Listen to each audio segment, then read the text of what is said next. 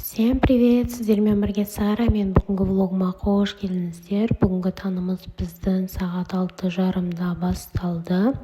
Осылай ерте тұрып, уходтарымды жасап, бет-қолымды жуып келгеннен кейін шашымды осылай тарап алдым да, жинастырып, терезені ашып, кішкене таза ауа кіргізіп қойдым палатаға. Далада погода өте керемет болып тұр.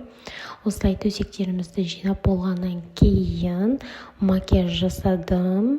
Бүгін бізде анашымда апаратын процедуралар өте көп, сондықтан да осылай ертерек тұрдық.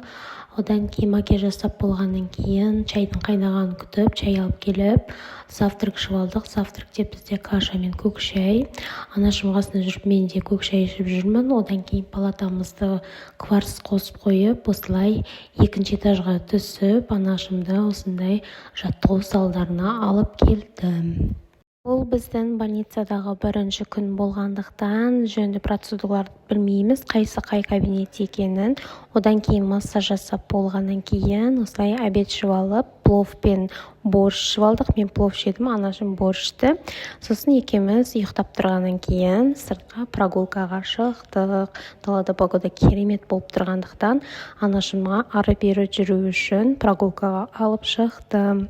Бұл влог сәл ұзақ болып кеткен сияқты, сондықтан да барынша қысқарттым. Алдыңғы влогым вообще қысқа етін. Бұл влог вообще ұзын болып шықты, сондықтан да барынша қысқарттым. Анашым екеуміз осылай скамейкада отырмыз, біраз әңгіме айттық. Осылай мен тырнақтарыма қарап қоямын. Прогулкадан келгеннен кейін осындай өте дәмді пряник пен шай ішіп алдық. Одан кейін мен магазинге шықтым, себебі суларымыз бітіп қалған болатын. Магазиннен суымды және де осындай дәптермен карандаш алып келіп, сурет салдым, себебі жұмыс пысып кетті. Анашым газет оқып және де сканор шешіп отқандықтан менің қатты ішім пысты. Кешкісін макияжымды сымбат етіп, бетімді жуып, сабындап, кремді жағып, ұйқыға дайындалып жатырмын. Палатаның іші ыстық, сондықтан да осылай терезенің қасына келіп, кішкене терезені ашып, біраз уақыт далаға қарап тұрдым. Далада сәл-пәл жел бар, бірақ керемет болып тұр.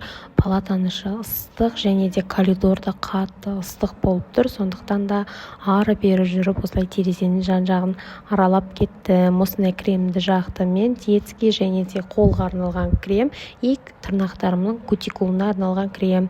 Суымды ішіп алғаннан кейін ұйықтадым. Всем пока. Мен бүгінгі влогым осымен аяқталды. Тіркелуді ұмытпаңыздар.